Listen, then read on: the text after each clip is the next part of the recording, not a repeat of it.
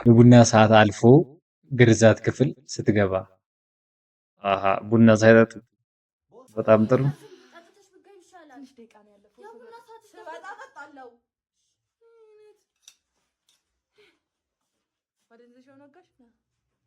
ምንድነው በዚህ እድሜው እንደዚህ መቆረጥ ማነው ስራ አይደል እንዴ ስራ ሰረሰርሽ ይበቃ አረ ቡናው አስጣት በዚህ እንዴት ነው የምቆርጠው ግራይንደር የለም ሲጀመር ለትንንሾች እኮ ነው ምንድነው የሚገረዘው ቡርኖ ቤት ነው እንዴ ያለው ልጅ ዶክተር ቦታ በሰዓት አትቆረጥም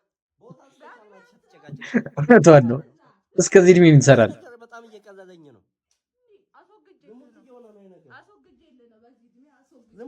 አስወገድኩልህ ሙሉን